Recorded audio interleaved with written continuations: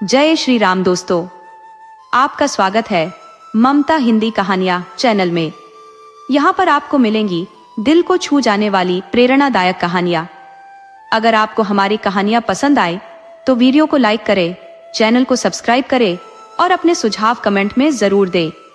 आपके सहयोग से आपका अपना चैनल ज्यादा से ज्यादा लोगों तक पहुंच पाए। धन्यवाद।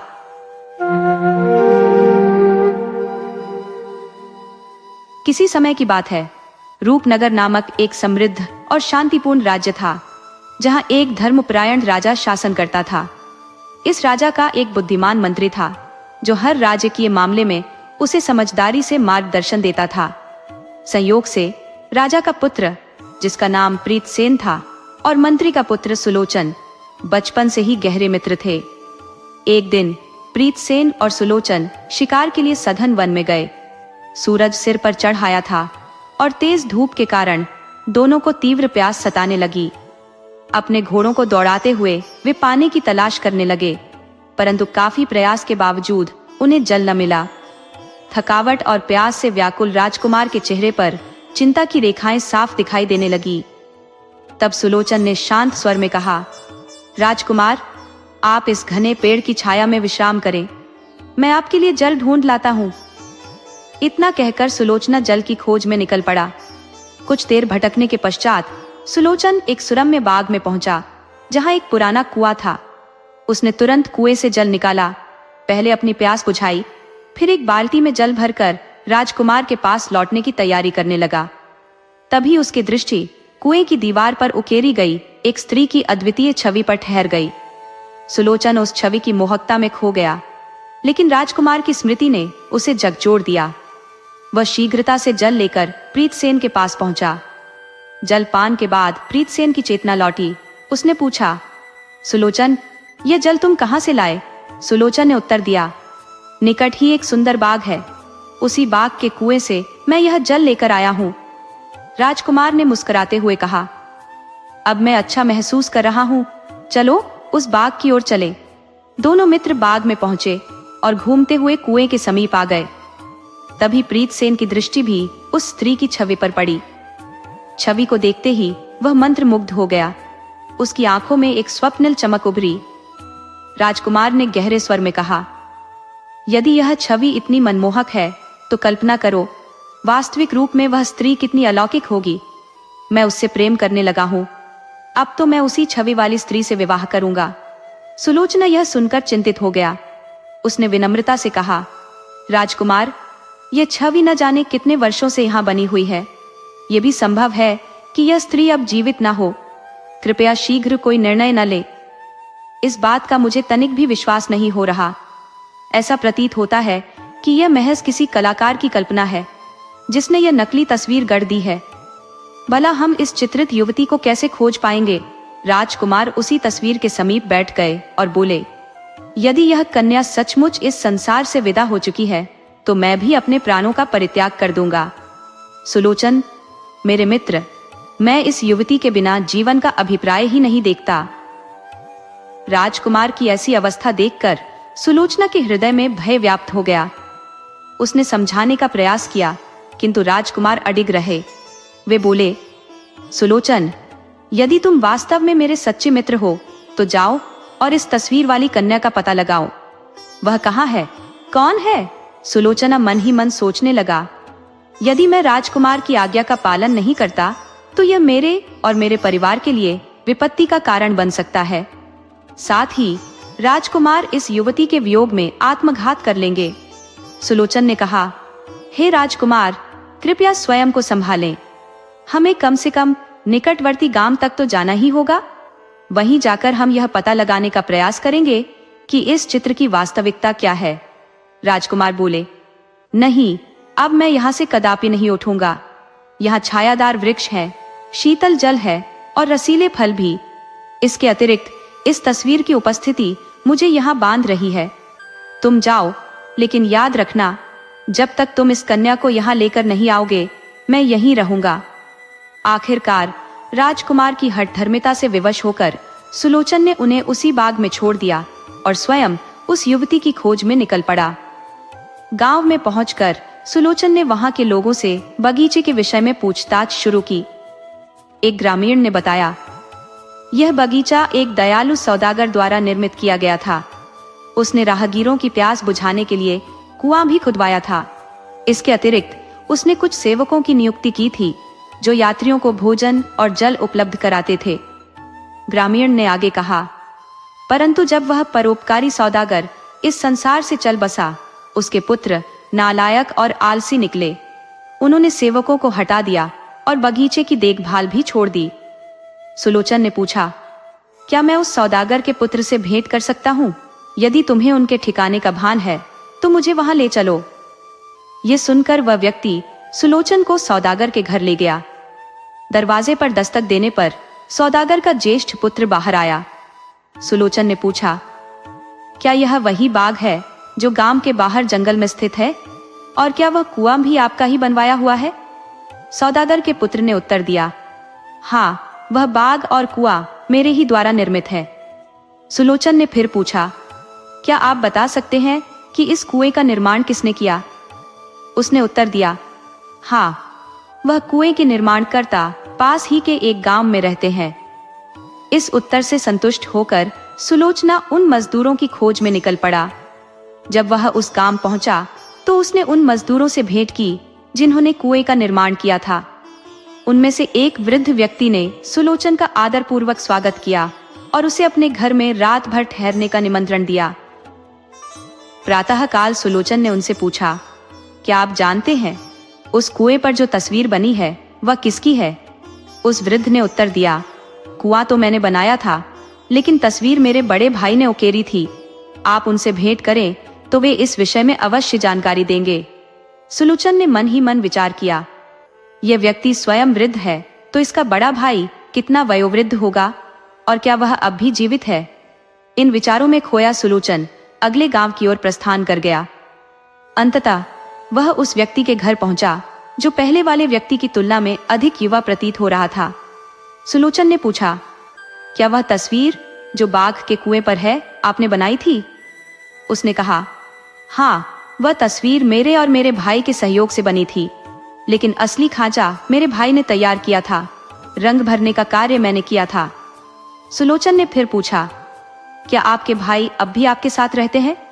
उसने कहा, पहले हम साथ रहते थे, किंतु परिस्थितियों ने हमें अलग कर दिया। अब वे पास ही के गांव में रहते हैं। यदि आप वहां जाएं और नंदी का घर पूछें तो हर कोई आपको उनका पता बता देगा। सुलोचन ने उससे विदा ली और नंदी से मिलने के लिए अगले गांव की ओर प्रस्थान किया। गांव में पहुंचते ही नंदी का घर ढूंढना अत्यंत सरल था, क्योंकि उनका नाम वहां के प्रत्येक निवासी की जुबान पर था। नंदी को देखकर सुलोचना आश्चर्यचकित रह गया। उसने कहा, मैं आपसे एक अति महत्वपूर्ण कार्य के लिए आया हूं, लेकिन उससे पहले एक बात जो मेरे चित्त को विचलित कर रही है, वह यह कि आप तो अत्यंत युवा प्रतीत होते हैं, जबकि आपके छोटे भाई आपसे कहीं अधिक वृद्ध दिखते हैं। नंदी साहब ने मुस्कुराते हुए कहा, यह बात दरअसल मेरे सबसे छोटे भाई की पत्नी की स्वभावगत विशेषता से जुड़ी है। वह उसकी कही बातों का कभी भी अनुसरण नहीं करती। मेरा भाई कुछ कहता है और उसकी पत्नी कुछ और ही करती है। इसी मानसिक तनाव और चिंता के कारण वह अपनी वास्तविक आयु से 3 गुना अधिक वृद्ध प्रतीत होता है। दुख और चिंता ये ऐसी व्याधियां हैं जो व्यक्ति को शारीरिक और मानसिक रूप से तोड़ देती है। जहां तक मेरे मंझले भाई का प्रश्न है, उसकी पत्नी कभी कभार उसकी बात मान लेती है, इसीलिए वह थोड़ा कम उम्र दराज दिखता है। परंतु मेरी पत्नी मेरी हर बात मानती है, जिसके कारण मेरे जीवन में कोई चिंता या क्लेश नहीं है। यही कारण है कि मैं जवान प्रतीत होता हूँ। खैर, इन बातों को छोड़िए और बताइए, आप मुझसे मिलने क्यों आए हैं? सुलोचन ने अपनी बात विस्तार पूर्वक समझाई और कहा, बाग वाले कुएं की जो तस्वीर है वह आपने ही बनाई है। कृपया बताएं, वह किस स्त्री की तस्वीर है? मैं उसकी खोज में निकला हूँ। ये सुनकर नंदी साहब बोले, उस तस्वीर के बारे में मत ही पूछो। वह किसी साधारण स्त्री की नहीं, बल्कि एक राजकुमारी की है। कोई भी व्यक्ति उस राजकुमारी को प्राप्त नहीं कर सकता। सुलोचन ने गंभीर स्वर में कहा, देखिए, मैं भी एक राजकुमार का अत्यंत निकट मित्र हूँ। मेरे राजकुमार ने प्रतिज्ञा की है कि जब तक वह उस राजकुमारी से मिल नहीं लेगा वह उसी बाग में पड़ा रहेगा। ऐसी परिस्थिति में आपको मेरी सहायता करनी ही होगी। नंदी साहब ने उत्तर दिया, आपकी बात सत्य है, परंतु समस्या ये है कि उस राजकुमारी से मिलना तो दूर, उसकी ओर देख पाना भी असंभव है। लेकिन तुमने पूछा कि मैंने उसकी तस्वीर कैसे बनाई, तो सुनो। कुछ समय पूर्व मैं उस राजकुमारी के राज्य से होकर गुजर रहा था। नदी पार करने के लिए मैं एक नाव में सवार हुआ। तभी मैंने देखा कि राजकुमारी अपनी सहेलियों संग नदी किनारे विहार करने आई थी। मैंने उसकी छवि पानी में देखी और वहीं अपनी नाव रोक ली। उस पल मैंने शीघ्रता से एक कागज पर उसकी छवि का रेखाचित्र बना लिया। मैं उस पर दृष्टि डालने का साहस भी नहीं कर सका, परंतु मैंने उसकी जल छवि को अपने मन में संजो लिया। मुझे देखकर वह और उसकी सहेलियां शायद यही समझी कि मैं अपनी नाव में कोई वस्तु ठीक कर रहा हूं। जब मेरा काम समाप्त हुआ तो वह रेखाचित्र मैंने अपने पास सुरक्षित कर लिया और नदी के उस पार निकल गया। पलटकर महल की ओर देखा, परंतु राजकुमारी और उसकी सहेलियां वहां नहीं थी। कुछ समय बाद मैं अपने मंझले भाई से मिलने गया, जो उस समय एक कुएं पर नक्काशी का कार्य कर रहा था। मैं भी उसके साथ वहां पहुंच गया। मेरा भाई भी कुशल शिल्पकार है और बेजोड़ फूल पत्तों की आकृतियां गढ़ता है। कुएं पर पहुंचते ही वह अपने कार्य में जुट गया, जबकि मैंने कुएं की दीवार पर राजकुमारी की छवि उकेर दी। मेरे मंझले भाई ने चुटकी बजाते ही उसमें जीवंत रंग भर दिए। यही वह चित्र था जिसने आपको मेरी ओर आकर्षित किया। सुलोचना चुपचाप उसकी बातों में डूबा। अंततः बोला, आपसे मिलकर असीम प्रसन्नता हुई। अब मुझे विदा दीजिए, क्योंकि राजकुमार व्याकुलता से मेरी प्रतीक्षा कर रहे होंगे। जाने से पहले सुलोचन ने पूछा, आपने उस राज्य का क्या नाम बताया था? नंदी साहब बोले, तुलसी नगर। मैंने जो भी जानकारी थी वह सब आपको बता दी है। अब आप वहां जाइए, शायद आपकी समस्या का समाधान हो जाए। सुलोचना वहां से विदा लेकर तुलसी नगर की ओर बढ़ा। वहां पहुंचने पर उसने देखा कि नगर के मध्य एक नदी बहती थी और उसके किनारे राजा का भव्य महल खड़ा था। शीघ्र ही उसने सुना कि राजा के नियम अत्यंत कठोर थे। महल के आसपास किसी को भटकने की अनुमति नहीं थी। यहाँ तक कि कोई महल की खिड़की की ओर दृष्टि उठाने का साहस करता तो उसकी आंखें निकाल ली जाती, और यदि कोई संकेत करता तो उसके हाथ काट दिए जाते। इन कठोर नियमों की जानकारी लेने के बाद सुलोचना ने अपना वेश बदल लिया। उसने एक युवती का रूप धारण किया और बाजार से भांति भांति की आकर्षक चूड़ियां खरीदी। महल के समीप से गुजरते हुए वह नाजुक आवाज में पुकारने लगा, शाही चूड़ियां ले लो, अद्वितीय चूड़ियां ले लो। उसकी पुकार सुनकर कई महिलाओं ने उसे बुलाया, लेकिन जब उसने चूड़ियों की कीमत बताई तो सबको कहना पड़ा, यह चूड़ियां तो केवल राजकुमारी ही पहन सकती है। 2 दिन तक वह वहीं मंडराता रहा। एक दिन राजकुमारी ने खिड़की से झांक कर देखा तो उसे सड़क पर एक सुंदर चूड़ी बेचने वाली नजर आई। राजकुमारी ने तुरंत अपनी दासी को उसे बुलाने भेजा। सुलोचन चूड़ी वाली के रूप में राजकुमारी के सामने उपस्थित हुआ और उसे तरह तरह की चूड़ियां पहनाने लगा। साथ ही वह मनोरंजक बातें करता रहा, जिससे राजकुमारी का उदास मन खिल उठा। राजकुमारी ने मुस्कुराकर कहा, अरे चूड़ी वाली, तुम प्रतिदिन यहाँ आना, भले ही हम चूड़ियां खरीदे या न खरीदे। तुम्हारी हास्यपूर्ण बातें हमें बहुत प्रिय हैं। सुलोचन ने विनम्रता से कहा, यदि यही आपकी अभिलाषा है तो मैं अवश्य प्रतिदिन उपस्थित होंगी। इस प्रकार सुलोचना प्रतिदिन राजकुमारी के पास जाने लगी। एक दिन जब वह जल्दी लौटने लगी तो राजकुमारी ने जिज्ञासु स्वर में पूछा, क्या बात है, आज इतनी शीघ्रता क्यों? सुलोचन ने सिर झुकाते हुए उत्तर दिया, राजकुमारी जी, मेरा पति अस्वस्थ है। मैंने उससे जल्दी लौटने का वचन दिया है। ईश्वर करे वह शीघ्र स्वस्थ हो जाए ताकि मैं दिन भर यहीं रह सकूं। अगले दिन सुलोचन रोते बिलखते राजकुमारी के पास आई। राजकुमारी ने तुरंत अनुमान लगाया कि उसके पति का निधन हो गया है। स्नेहपूर्वक उसे सांत्वना देते हुए कहा, चिंता मत करो, आज से तुम मेरे पास ही रहोगी। मैं तो पहले से सोच रही थी कि किसी प्रकार तुम्हें अपने पास रख लूं। सुलोचन, जो एक लड़की के वेश में था, बोला, राजकुमारी जी, इस नगर में मैं अकेली हूँ, आपके अतिरिक्त मेरा कोई नहीं। यह सुनते ही राजकुमारी ने उसे अपने आलिंगन में भर लिया और कहा, अब से तुम मुझे अपनी सखी समझो। तुम मेरी दासी नहीं मेरी परम प्रिय सहेली हो। राजकुमारी ने अपने वचन को निभाया। वह सुलोचन को सदा अपने पास रखती, उसे खिलाती पिलाती और दोनों साथ साथ बाग बगीचों में भ्रमण करते।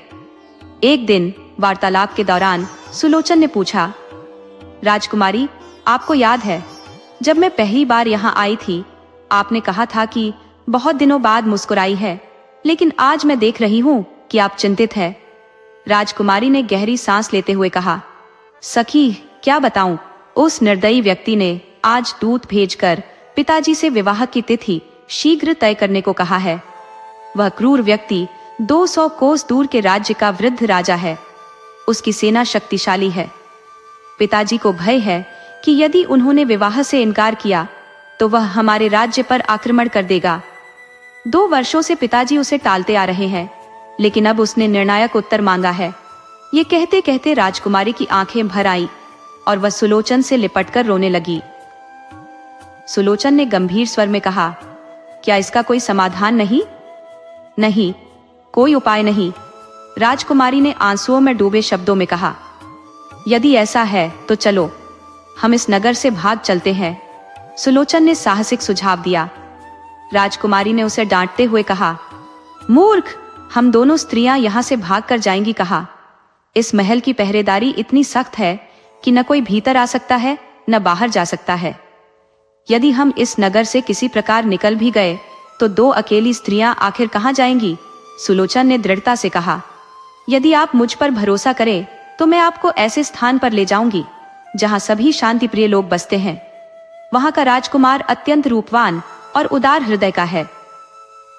इसी बीच एक दासी कमरे में प्रवेश करती हुई बोली, राजकुमारी जी, महाराज ने पूछा है कि आज पूर्णिमा की रात है, क्या नाव की व्यवस्था की जाए और नदी के पहरे हटा दिए जाएं? ये सुनकर राजकुमारी मौन रही। सुलोचन ने तुरंत कहा, चमेली, नाव का प्रबंध अवश्य करना चाहिए। राजकुमारी आज अत्यंत उदास है। चांदनी रात में नाव की सैर उनके मन को कुछ क्षण का सुकून देगी। दासी के चले जाने के बाद राजकुमारी ने गहरी सांस लेते हुए कहा, सखी, तुमने बिना सोचे समझे सैर की व्यवस्था क्यों करवाई? मेरा मन किसी भी चीज में नहीं लग रहा।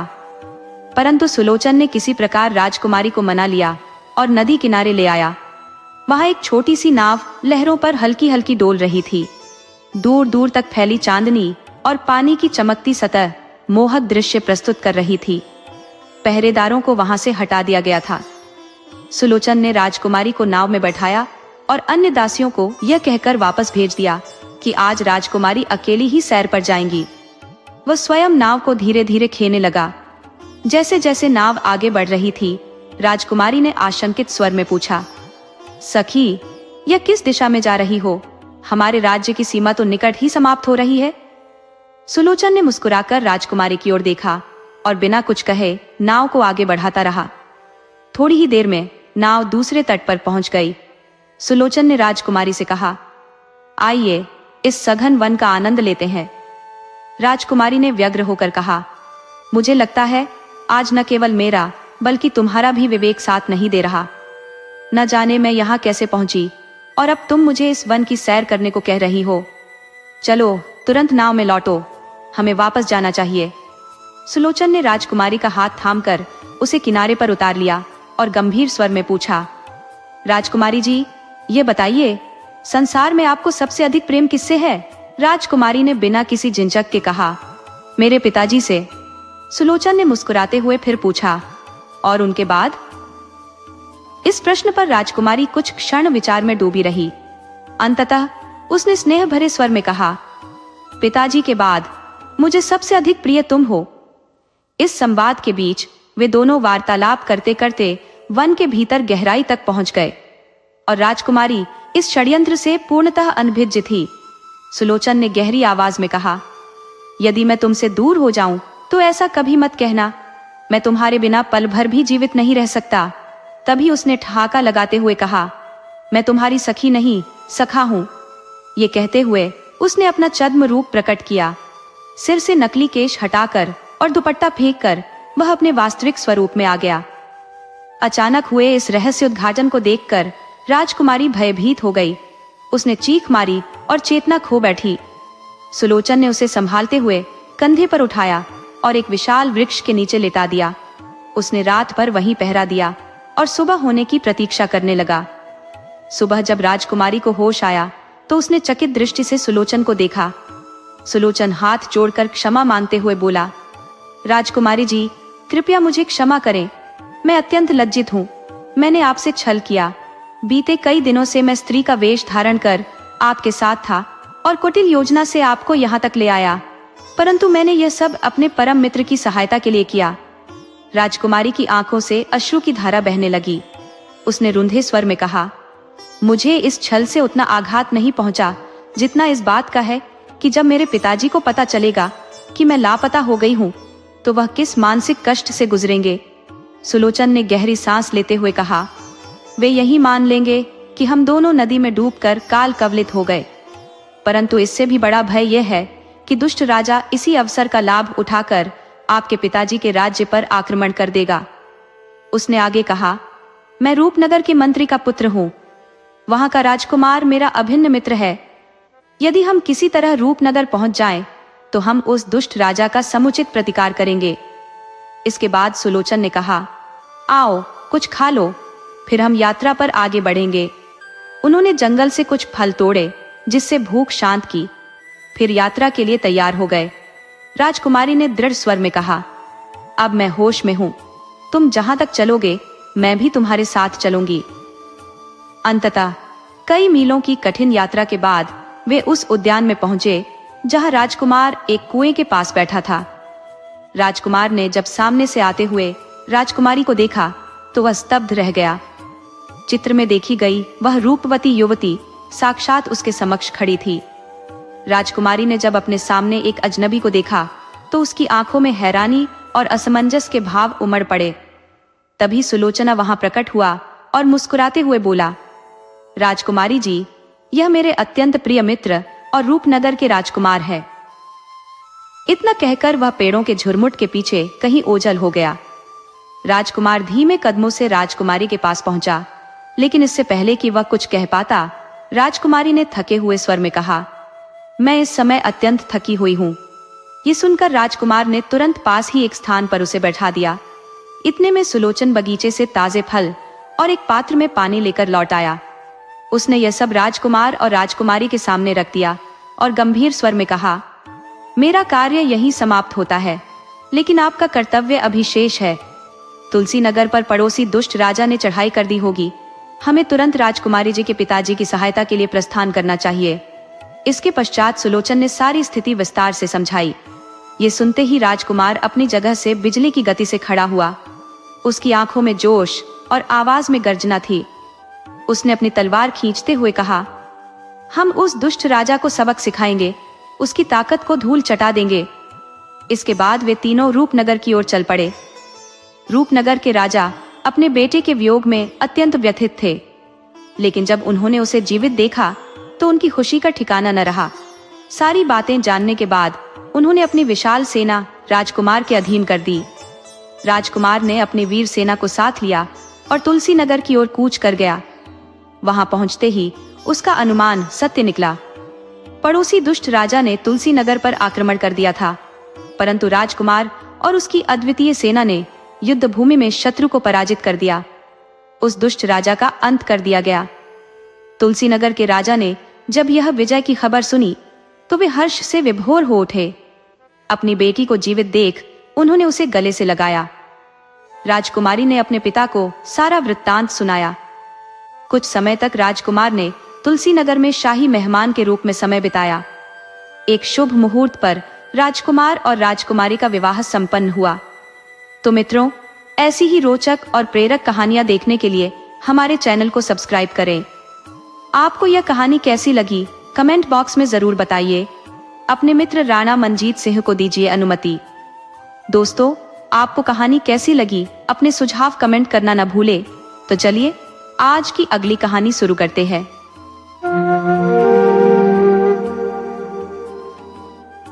पुराने समय की बात है। एक राज्य में चक्रधर नाम के राजा का शासन था। उनके शासन काल में चारों ओर समृद्धि और खुशहाली व्याप्त थी। प्रजा अपने राजा से अत्यंत प्रसन्न रहती थी। एक दिन राजा चक्रधर ने अपने मंत्री को बुलाया और कहा, मंत्री जी, अब मेरी अवस्था काफी वृद्ध हो चुकी है। मैं चाहने लगा हूँ कि इस राजकाज के भार से मुक्त होकर शेष जीवन ईश्वर की आराधना में बिताऊं। मंत्री ने विनम्रता से उत्तर दिया, महाराज, आप जैसे कुशल और दयालु शासक यदि प्रजा को छोड़ देंगे तो राज्य का संचालन कैसे होगा? मेरे विचार में आपको इस निर्णय पर जल्दबाजी नहीं करनी चाहिए। राजा ने उत्तर दिया, मंत्री जी, इसकी चिंता मत कीजिए।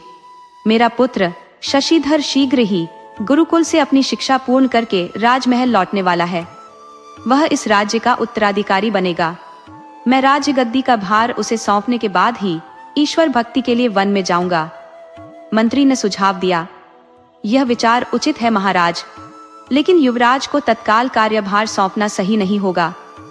मेरा सुझाव है कि आप कुछ समय तक युवराज को राजकाज के कार्यों में प्रशिक्षित करें और राज्य संचालन की विधि समझाएं। जब वह इन कार्यों में पूरी तरह निपुण हो जाए, तभी आप राज सिंहासन का परित्याग करें।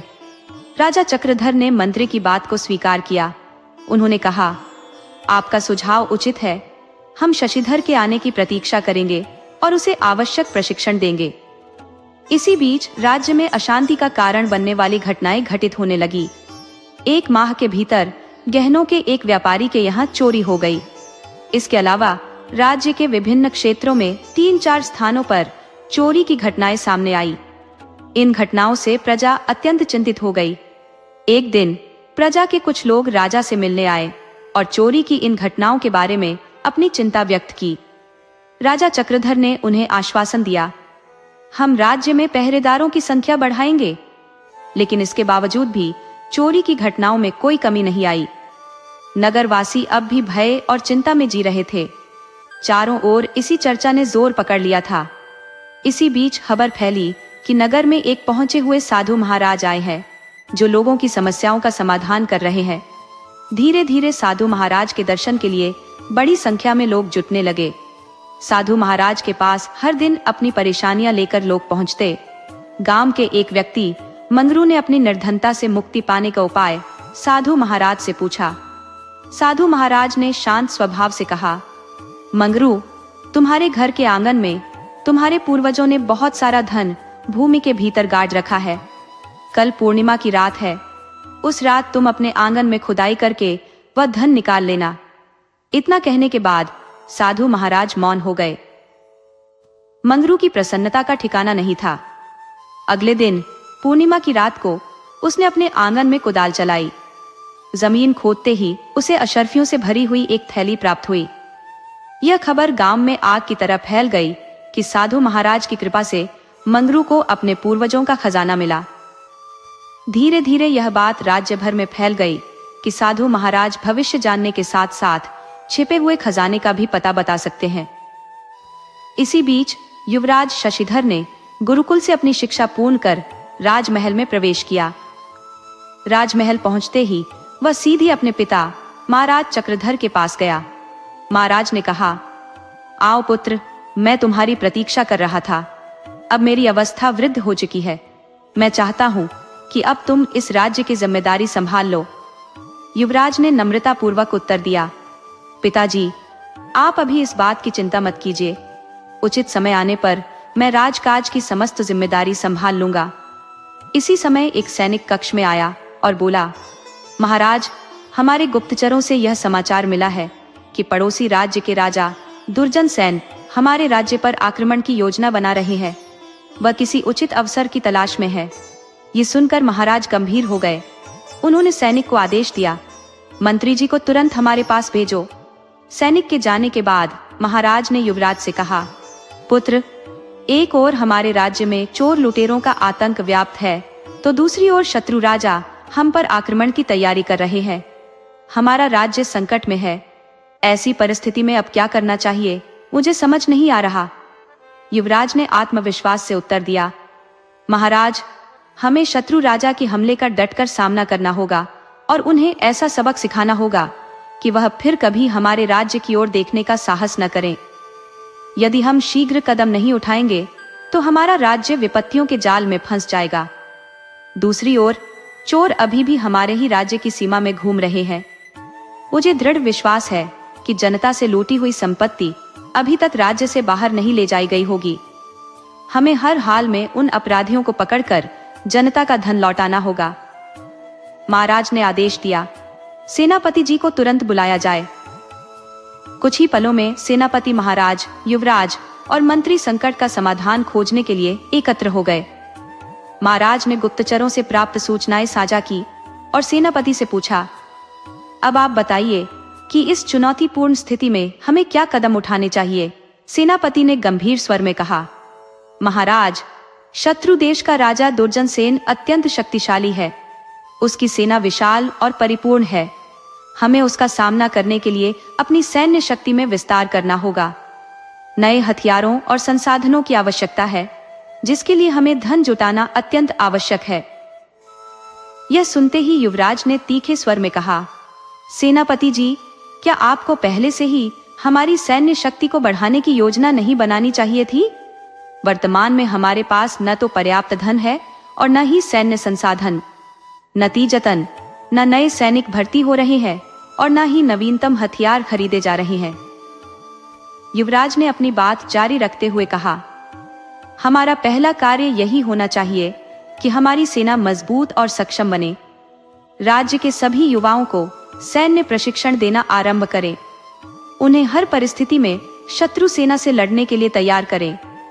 सेनापति ने तुरंत अपनी सहमति देते हुए कहा, युवराज, मैं अभी से इस कार्य को प्रारंभ करता हूं। इसके पश्चात महाराज ने मंत्री से कहा, मंत्री जी, कल ही राज दरबार का आयोजन करें और सभी मंत्रियों को इसमें सम्मिलित होने का आदेश दें। अगले दिन राज दरबार का आयोजन हुआ, जिसमें युवराज और अन्य दरबारी राज्य की जटिल समस्याओं के समाधान पर चर्चा कर रहे थे। चर्चा के मध्य एक साधु महाराज वहां आ पहुंचे। उन्हें देखते ही महाराज ने पूछा, आप कौन है और यहाँ किस प्रयोजन से आए हैं? सेनापति ने आगे बढ़कर कहा, महाराज, ये साधु महाराज अत्यंत ज्ञानी है और भविष्य का सटीक अनुमान लगाने में सक्षम है। मैंने अपने राज्य के नागरिकों से इस महान साधु के विषय में अत्यधिक सुना है। साधु महाराज का स्वयं हमारे दरबार में पदार्पण करना हमारे लिए सौभाग्य से कम नहीं है। साधु ने नम्रता पूर्वक कहा, महाराज, मुझे ज्ञात है कि आप शत्रु देश द्वारा संभावित आक्रमण को लेकर अत्यधिक चिंतित है, किंतु आप निश्चिंत रहे, क्योंकि आपके राज्य पर कोई शत्रु आक्रमण करने में सक्षम नहीं होगा। साधु के इन वचनों को सुनकर महाराज विस्मित हो गए और बोले, साधु देवता, आप यह बात कैसे जानते हैं? यह तो हमारे दरबार के केवल कुछ विशिष्ट जनों तक ही सीमित सूचना है। साधु ने शांतिपूर्ण स्वर में कहा, महाराज, योग विद्या के माध्यम से मुझे यह सब ज्ञात है। मैं यह भी जानता हूँ कि आपको अपनी सेना की शक्ति वृद्धि हेतु अतिरिक्त धन की आवश्यकता है, परंतु खजाने में वह धन उपलब्ध नहीं है। साधु ने अपनी बात आगे बढ़ाते हुए कहा, क्या आपको ज्ञात नहीं कि आपके पूर्वजों ने एक विशाल खजाना अत्यंत गोपनीय स्थान पर संरक्षित किया था? यदि वह खजाना आपको मिल जाए तो आपकी सभी कठिनाइयां समाप्त हो जाएंगी। महाराज ने चकित होकर कहा, हमारे पूर्वजों का खजाना? ये तो आज तक मुझे भी ज्ञात नहीं था। कृपया बताएं, वह कहाँ छुपा हुआ है? साधु ने आत्मविश्वास भरे स्वर में कहा, महाराज, आपके पूर्वज आपके लिए इतना धन छोड़ गए हैं जितना आपने कभी कल्पना भी नहीं की होगी। वह खजाना नगर के मुख्य द्वार के नीचे गहराई में छुपा हुआ है। वहां आपको लाखों स्वर्ण मुद्राएं प्राप्त होंगी। महाराज ने साधु की बातों को सुनकर कहा, यदि आपकी बातें सत्य सिद्ध हुई तो यह वास्तव में हमारे राज्य का कल्याण होगा। साधु ने उत्तर दिया, महाराज, मेरी बात माने और नगर के मुख्य द्वार के नीचे खुदाई कराएं। आपको अपार संपत्ति प्राप्त होगी। ये कहकर साधु दरबार से विदा हो गए। साधु के वचनों से महाराज प्रसन्न तो हुए, किंतु चिंतनशील भी हो गए। उन्होंने कहा, ये साधु अद्भुत बात कहकर गए हैं, किंतु हम कैसे इस पर विश्वास कर सकते हैं? सेनापति ने कहा, महाराज, इस साधु ने राज्य के अनेक निवासियों को उनके पूर्वजों द्वारा दबाए गए धन के विषय में बताया है, और जब उन लोगों ने बताई गई जगहों पर खुदाई की तो सचमुच उन्हें धन प्राप्त हुआ। मैंने भी यह बात अनेक नागरिकों से सुनी है। मुझे लगता है कि हमें एक बार नगर के मुख्य द्वार के नीचे खुदाई करनी चाहिए। महाराज सहमति में बोले, आप सही कह रहे हैं सेनापति जी। यदि यह खजाना हमें मिल जाता है तो हम शीघ्र ही अपनी सैन्य शक्ति को विस्तारित कर सकते हैं। राज्य की आर्थिक स्थिति को स्थिर करने हेतु धन की अत्यंत आवश्यकता है, अन्यथा हमें प्रजा पर कर का भारी बोझ डालना होगा, जो हमारे लिए किसी भी स्थिति में स्वीकार्य नहीं है। सेनापति ने महाराज से निवेदन किया, महाराज, यदि आप अनुमति दें तो मैं तुरंत ही नगर के मुख्य द्वार की खुदाई का कार्य प्रारंभ करवा दूं। इस वार्ता को सुनते हुए जो अब तक मौन खड़ा था, युवराज ने कहा, थोड़ा ठहरे सेनापति जी, आप जो कह रहे हैं वह उचित है, परंतु हम कुछ दिनों के उपरांत इस विषय पर निर्णय लेंगे। सेनापति ने आदर पूर्वक उत्तर दिया, जैसी आपकी आज्ञा युवराज, जब आप उचित समझेंगे तब हम इस कार्य को आरंभ करेंगे।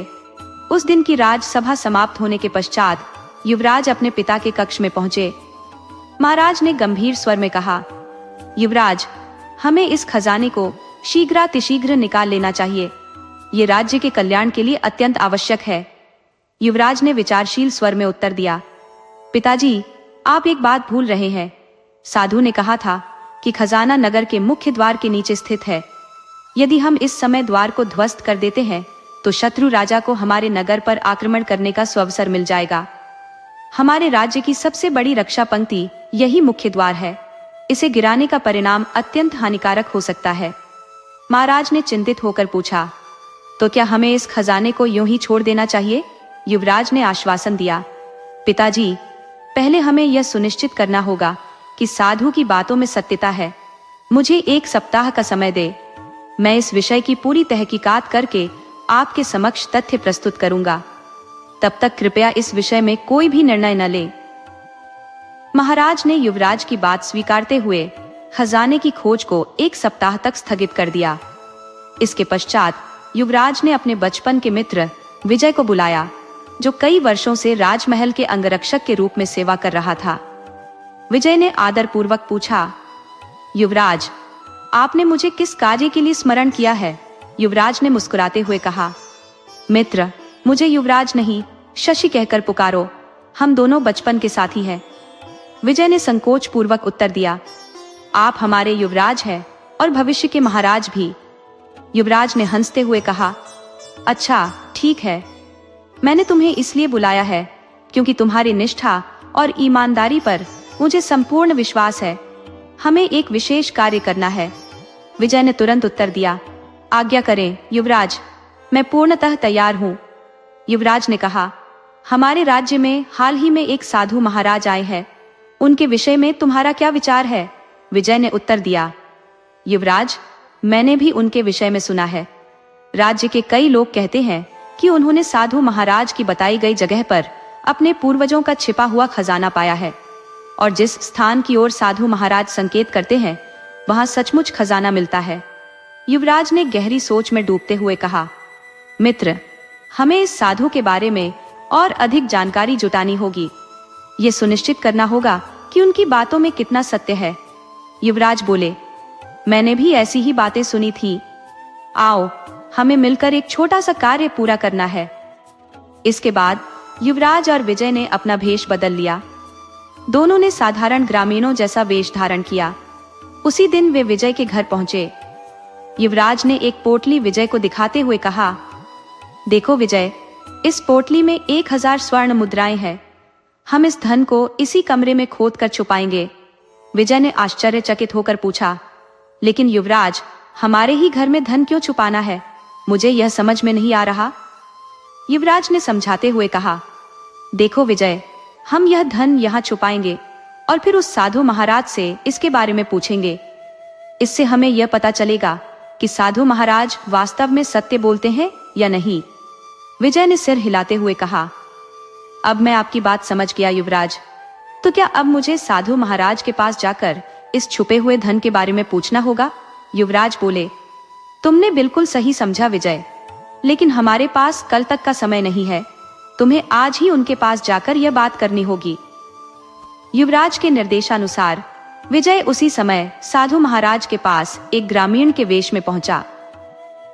साधु महाराज को प्रणाम करने के बाद विजय ने निवेदन किया, साधु महाराज, मैं एक अत्यंत आवश्यक कार्य के लिए आपके पास आया हूं। साधु ने शांत स्वर में कहा, पुत्र, मुझे लगता है तुम्हारी कोई गहरी इच्छा है।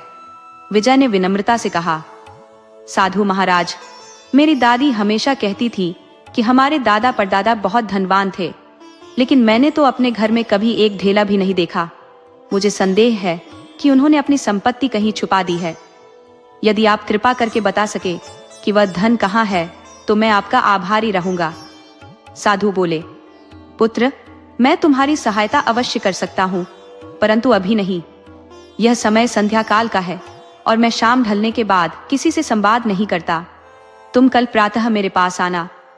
विजय ने साधु को प्रणाम किया और सीधा युवराज के पास लौटा। उसने युवराज को सारी बात विस्तार से बताई। युवराज ने विचारपूर्ण स्वर में कहा, तो यह बात है, अब हमें आज रात तुम्हारे घर की निगरानी करनी होगी। पूरी रात हमें जागकर सतर्क रहना होगा। विजय ने पूछा, लेकिन युवराज, मेरे घर के पास पहरा देने से क्या लाभ होगा? हमें तो साधु महाराज पर नजर रखनी चाहिए। युवराज मुस्कुराते हुए बोले, विजय, जैसा मैं कहता हूँ वैसा ही करो, मुझ पर भरोसा रखो। आज रात हमें तुम्हारे घर के पास पहरा देना है और तुम मेरे साथ ही रहोगे। उस रात विजय और युवराज विजय के घर में छिपकर सतर्कता से पहरा देने लगे, किसी अप्रत्याशित घटना का सामना करने के लिए पूरी तरह तैयार। उनका संदेह बिल्कुल सटीक निकला। जैसे ही वे दोनों घर की चौकसी में व्यस्त थे, रात के सन्नाटे में एक व्यक्ति छिपते छिपाते उनके घर की ओर आता दिखा। युवराज ने फुसफुसाते हुए कहा, विजय, देखो, कोई व्यक्ति हमारे घर के करीब आ रहा है। विजय ने गहराई से नजर डालते हुए कहा, हाँ युवराज, वह व्यक्ति जमीन खोद रहा है। आखिर वह यहाँ क्या करने आया है? युवराज ने ध्यानपूर्वक कहा, देखो विजय, वह व्यक्ति एक गड्ढा खोदकर उसमें कुछ छुपा रहा है। मेरे संदेह की पुष्टि हो गई। ये कार्य निश्चित रूप से उसी नकली साधु का है। विजय ने सहमति में सिर हिलाया। हाँ युवराज, इसका मतलब है कि साधु यहाँ स्वर्ण मुद्राएं छुपा रहा है और कल हमें इसी धन के बारे में बताने की योजना बना रहा है। इस चालबाज का तरीका ये है कि वह किसी को भी खजाने की जानकारी देने का वादा करता है और रात के समय स्वयं वहां जाकर स्वर्ण मुद्राएं छुपा देता है। थोड़ा और करीब जाकर विजय ने उस व्यक्ति का चेहरा देखा और चौंक कर बोला, यह तो सेनापति जी का विश्वास पात्र सेवक है। सच कहूं तो यह उनका दाहिना हाथ है। युवराज ने गंभीर स्वर में कहा, क्या सचमुच? इसका मतलब यह षड्यंत्र हमारे सेनापति का रचा हुआ है। विजय, कल तुम फिर से उस साधु के पास जाओ और अपने पूर्वजों के खजाने के बारे में पूछो। इसके बाद हमें क्या करना है मैं तुम्हें बताऊंगा।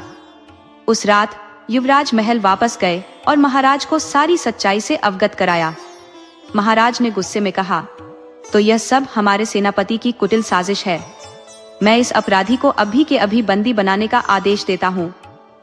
युवराज ने शांतिपूर्ण ढंग से कहा, महाराज, अभी नहीं, हमें थोड़ा धैर्य रखना होगा। कल रात हम साधु की कुटिया के पास पहरा देंगे ताकि यह पता चल सके कि इस षड्यंत्र में और कौन कौन शामिल है। महाराज ने सहमति जताते हुए कहा, तुम्हारी बात उचित है युवराज। कल हम वेश बदलकर साधु की कुटिया के पास पहरा देंगे और सभी षड्यंत्रकारियों को रंगे हाथ पकड़ लेंगे। अगले दिन सुबह युवराज के निर्देशानुसार विजय फिर से साधु महाराज के पास गया। साधु ने उसे देखकर मुस्कुराते हुए कहा, आओ पुत्र, मैं तुम्हारे आगमन की प्रतीक्षा कर रहा था। अपनी योग विद्या के बल पर मैंने यह जान लिया है कि तुम्हारे पूर्वजों का खजाना कहाँ छुपा है। तुम्हारे घर के बाहर जो विशाल वृक्ष है, उसके नीचे खोदने पर तुम्हें 1000 स्वर्ण मुद्राएं मिलेंगी। यही तुम्हारे पूर्वजों की धरोहर है। विजय ने कृतज्ञता से सिर झुकाकर कहा, साधु महाराज, मैं आपका अत्यंत आभारी हूँ। आपने मेरी बहुत बड़ी समस्या का समाधान किया है। महाराज को धन्यवाद देकर विजय वहां से विदा हुआ। वहां से निकलकर वह सीधे युवराज के पास पहुंचा। विजय ने विस्तार पूर्वक सारी बात युवराज को बता दी। ये सुनकर युवराज ने कहा, अच्छा, तो मेरा संदेह सही निकला। जिस स्थान पर हमने धन छुपाया था उस बारे में साधु ने कुछ भी नहीं बताया।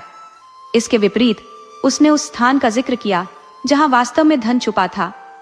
अब मुझे पूर्ण विश्वास हो गया है कि वह हमारे शत्रु राजा दुर्जन सेन का गुप्तचर है। उसी रात युवराज शशिधर, विजय और स्वयं महाराज ने अपना वेश बदलकर साधु की कुटिया के समीप जाकर निगरानी शुरू की। उनका संशय सटीक सिद्ध हुआ। कुछ ही समय बाद उन्होंने देखा कि अंधेरी रात के मध्य सेनापति चुपचाप साधु की कुटिया में प्रवेश करता है। विजय ने खिड़की से भीतर झांककर देखा। उसने पाया कि कुटिया के अंदर साधु और सेनापति आपस में वार्तालाप कर रहे थे। साधु ने कहा, सेनापति, बताओ तो सही, हमारा कार्य कहां तक पहुंचा? महाराज दुर्जन सेन ने जो कार्य तुम्हें सौंपा था वह अभी तक पूरा क्यों नहीं हुआ? वे तो आक्रमण करने के लिए उचित अवसर की प्रतीक्षा कर रहे हैं।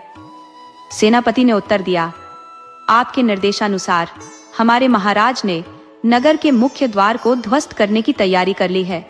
यह कार्य लगभग 1 सप्ताह के भीतर प्रारंभ हो जाएगा। साधु ने उत्तर दिया, हाँ, उसके बाद नगरवासियों को वहां केवल मिट्टी ही मिट्टी मिलेगी। इससे हमें आक्रमण का स्वर्णिम अवसर प्राप्त होगा। यदि मुख्य द्वार नहीं होता तो हम अब तक इस नगर पर आक्रमण कर राजमहल को अपने अधिकार में कर चुके होते। सेनापति ने कहा, आपने बिल्कुल सही कहा। यही मुख्य द्वार अब तक इस राज्य को बचाए हुए है। यदि यह बाधा हटा दी जाए तो राज्य की सुरक्षा असंभव हो जाएगी। आपकी योजना उत्कृष्ट है। पिछले 1 माह से आप जो प्रयास कर रहे हैं वह अब सफल होने के करीब है। साधु ने मुस्कुराते हुए कहा, हाँ, इस राज्य में अब सभी लोग मुझ पर विश्वास करने लगे हैं, यहाँ तक कि तुम्हारे बुद्धिमान राजा भी। सेनापति ने प्रश्न किया, यह सब तो ठीक है, लेकिन महाराज दुर्जन सेन ने मेरे बारे में क्या कहा? साधु ने उत्तर दिया, उसकी चिंता मत करो। इस राज्य पर विजय प्राप्त करने के बाद दुर्जन सेन तुम्हें ही इस राज्य का राजा बनाएंगे। सेनापति, तुम इस राज्य के होने वाले महाराज हो। ये सब तुम्हारे प्रयासों और मेरी सहायता से ही संभव हुआ है। इस वार्तालाप को सुनकर युवराज विजय और महाराज को सच्चाई का आभास हो गया। अगर तुम्हारा सहयोग मेरे साथ न होता तो यह षड्यंत्र कैसे साकार होता? सेनापति और साधु के मध्य चल रही वार्ता को विजय खिड़की से देख और सुन रहा था। उसने पूरी स्थिति का मूक साक्षी बनते हुए गहनता से अवलोकन किया। तत्पश्चात विजय महाराज और युवराज के समक्ष पहुंचा और विस्तृत विवरण प्रस्तुत किया। युवराज ने कहा, पिताजी, क्या आपने देखा? ये लोग कितने बड़े विश्वासघाती हैं। ये हमारे नगर के मुख्य द्वार को ध्वस्त करवाना चाहते थे ताकि शत्रु राजा हमारे राज्य पर आक्रमण कर सके और इसे अपने अधिकार में ले सके। महाराज ने गंभीर स्वर में उत्तर दिया, तुमने सही कहा युवराज, अब और विलंब करना उचित नहीं। उन्हें तुरंत गिरफ्तार किया जाना चाहिए। युवराज ने विजय को आदेश दिया, विजय, तुम तत्काल अपनी सेना के साथ जाकर उन सभी को बंदी बनाकर यहाँ लाओ। विजय ने आदेश का पालन करते हुए सैनिकों के संग साधु और सेनापति को बंदी बनाया और उन्हें महाराज के समक्ष प्रस्तुत किया। महाराज ने क्रोधित होकर सेनापति से कहा, सेनापति, मैंने तुम पर अटूट विश्वास किया था, लेकिन तुमने इस विश्वास का घोर अपमान किया है। तुमने विश्वासघात किया है। अब तुम्हें और इस साधु को कारागार में डाला जाएगा, जहां तुम अपने शेष जीवन का हर क्षण सड़ोगे। अगले दिन महाराज ने राज दरबार में युवराज को उनकी चतुराई और विवेकपूर्ण निर्णय के लिए प्रशंसा दी। उन्होंने कहा, युवराज, तुमने इस षड्यंत्र को उजागर कर अपनी असाधारण बुद्धिमत्ता का परिचय दिया है। मुझे विश्वास है कि अब तुम्हें राज्य का भार सौंपने का समय आ गया है। युवराज ने विनम्रता से उत्तर दिया, पिताजी, मैं इस उत्तरदायित्व के लिए और समय चाहता हूँ। सबसे पहले मुझे अपने राज्य के योग्य और साहसी युवाओं को सैनिक प्रशिक्षण देकर सेना को और सशक्त बनाना है।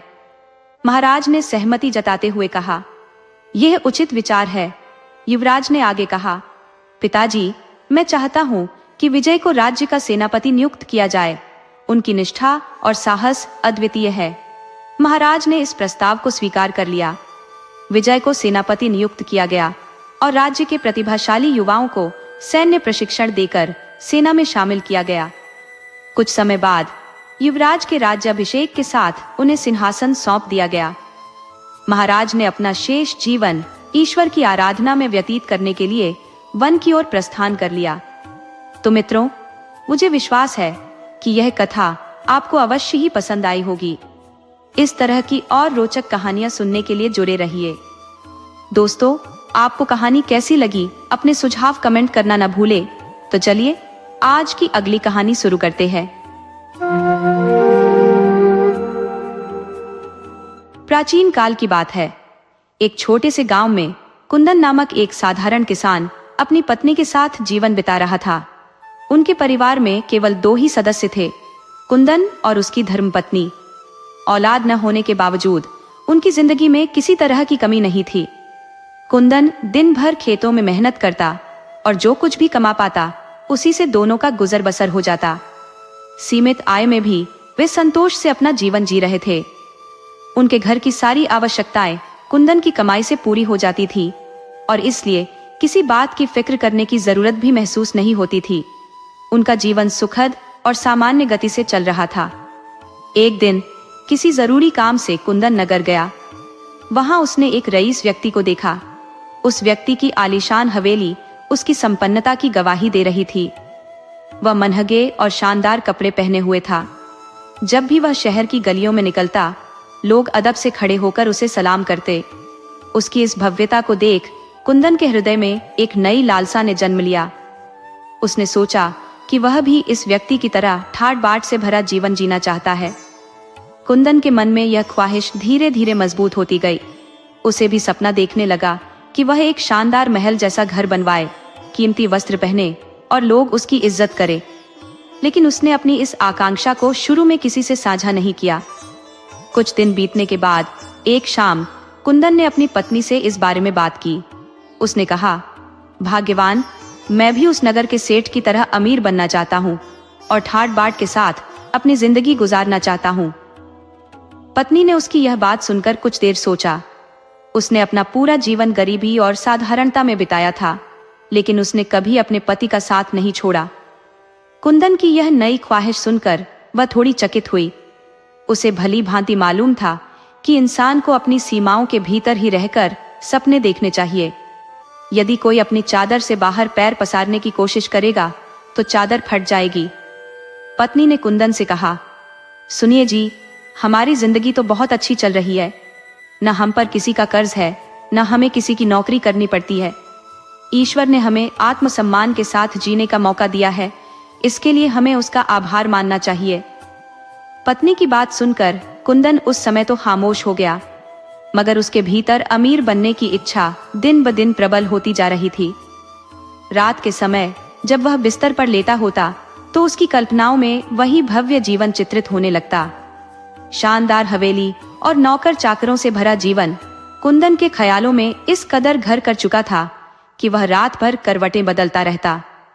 उसकी पत्नी निश्चिंत होकर गहरी नींद में सो जाती, लेकिन कुंदन की बेचैनियां उसे चैन से सोने नहीं देती। जो भी थोड़ी बहुत आमदनी वह कमाता था, वह रोजमर्रा की जरूरतों, खाने पीने और रहने की व्यवस्थाओं में खत्म हो जाती थी। बचत का नामो निशान तक नहीं था और उसकी आय में किसी तरह की वृद्धि की कोई संभावना भी नहीं दिख रही थी। इस निराशा ने उसकी मनःस्थिति पर गहरा असर डाला। उसकी चिंता ने उसके काम करने की लगन को प्रभावित किया और परिणाम स्वरूप उसकी आमदनी घटने लगी। यह देखकर उसकी पत्नी का दिल दुख से भर गया, लेकिन वह अपने पति को समझाने के सिवा और कुछ कर भी नहीं सकती थी। हालांकि कुंदन स्वभाव से नेक दिल इंसान था, दूसरों की मदद करना उसका स्वभाव था। उसकी इसी उदारता और दयालुता के चलते गांव के लोग उसका सम्मान करते थे। एक ठंडी सर्दियों की शाम जब कुंदन अपने घर लौट रहा था, आसमान में हल्की बारिश हो रही थी और तेज हवाएं भी चल रही थी।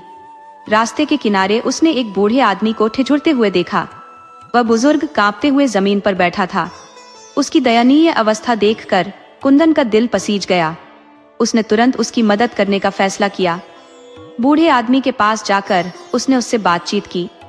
बातचीत से पता चला कि वह व्यक्ति बेहद निर्धन था और किसी दूसरे गांव का निवासी था। वह अपने गांव लौटने के सफर पर निकला था, लेकिन उसके पास न तो गर्म कपड़े थे और न ही भोजन। वह पिछले कई दिनों से भूखा था। कुंदन ने तुरंत निर्णय लिया कि वह उसकी सहायता करेगा। वह उसे अपने घर ले गया, गर्म खाना खिलाया और रात भर अपने घर में उसे शरण दी। सुबह जब वह बुजुर्ग जाने के लिए तैयार हुआ तो उसने कुंदन से कहा, ऐ नेक दिल इंसान, तूने मेरी जो मदद की है उसका कर्ज मैं आज तो नहीं चुका सकता, लेकिन अगली पूर्णमासी की रात मैं तुम्हारे घर आऊंगा और तुम्हें ऐसी वस्तु दूंगा जो तुम्हारी जिंदगी बदल देगी। ये कहकर वह बुजुर्ग वहां से चला गया। उसके जाने के बाद कुंदन के मन में एक अजीब सी उम्मीद और उत्सुकता घर कर गई। वह बेसब्री से अगली पूर्णमासी की रात का इंतजार करने लगा। कुछ दिन बीत गए। पूर्णमासी से एक दिन पहले कुंदन के दरवाजे पर किसी ने दस्तक दी। उसने दरवाजा खोला तो हैरान रह गया। उसके सामने वही बूढ़ा आदमी खड़ा था। उस बूढ़े व्यक्ति के हाथों में एक छोटा सा पिंजरा था जिसमें एक सुंदर कबूतर बंद था।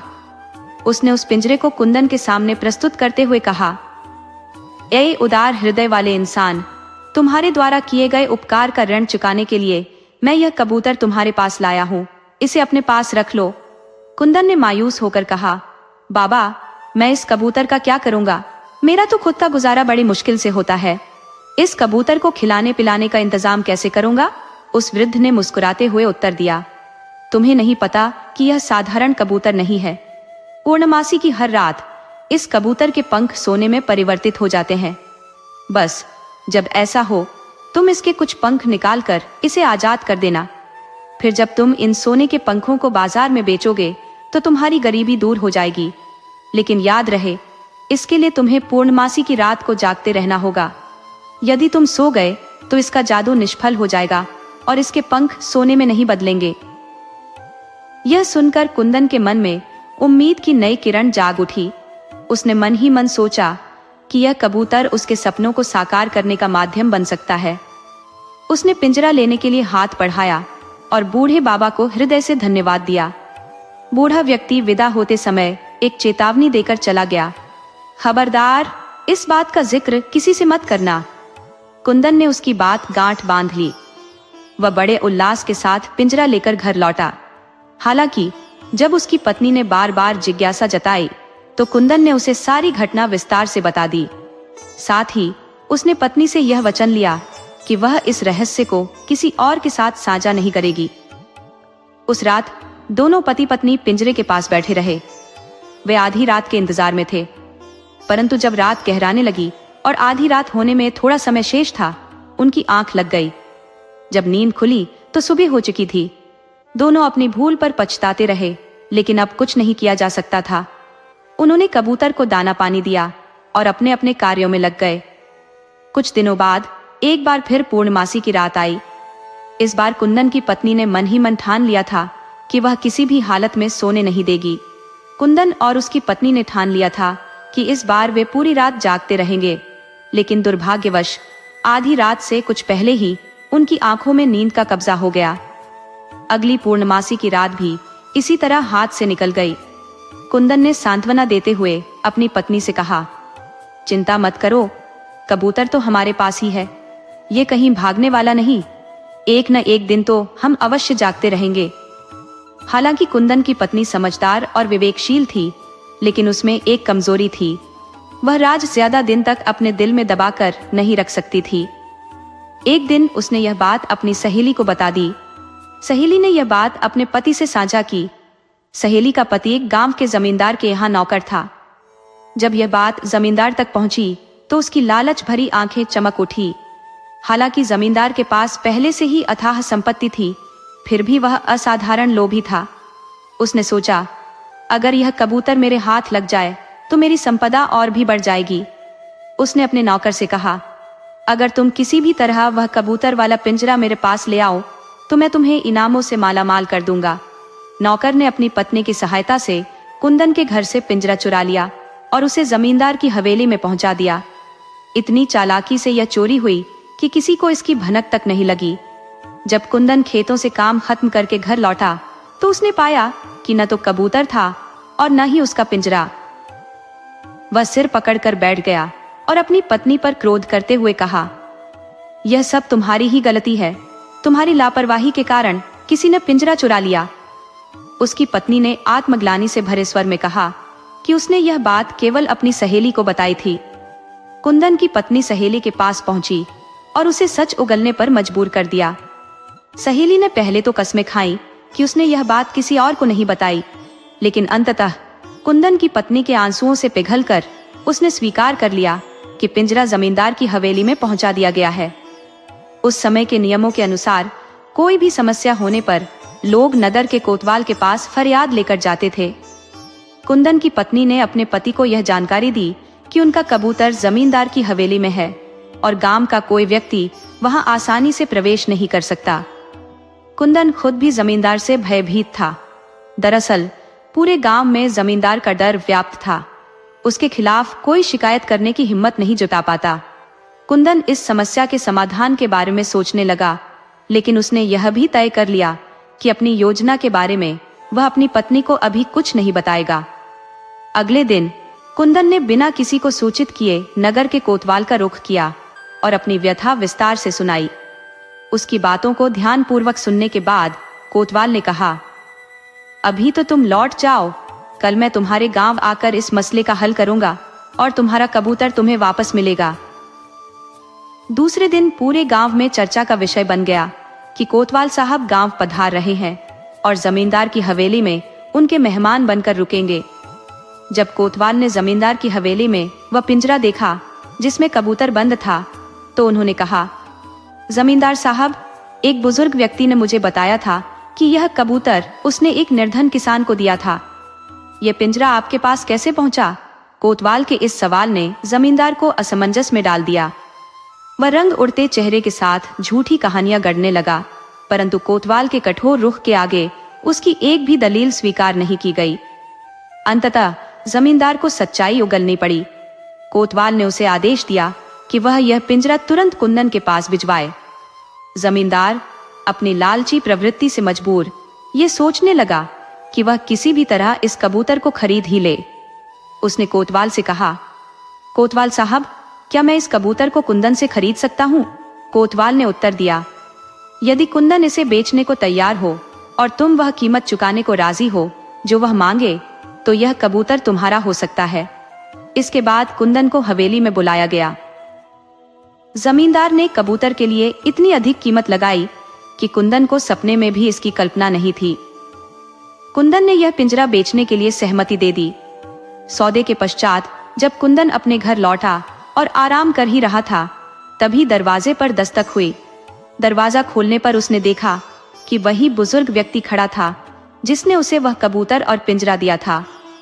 बुजुर्ग ने मुस्कुराते हुए कहा, मुझे सुनने में आया है कि जमींदार ने वह कबूतर भारी कीमत देकर खरीद लिया है। कुंदन ने उत्तर दिया, जी हाँ, आपने बिल्कुल सही सुना, मुझे उस कबूतर की बहुत अच्छी कीमत मिली है। ये सुनकर बुजुर्ग हंसा और बोला, यही तो मैं चाहता था। कुंदन ने हैरानी से पूछा, मैं कुछ समझा नहीं। बुजुर्ग फिर से हंसा और कहा, कभी किसी कबूतर के पंख सोने के हुए हैं भला? वह तो साधारण सा कबूतर था। जो कुछ भी हुआ है वह मेरी योजना का हिस्सा था। अब तुम्हारे पास पर्याप्त धन है।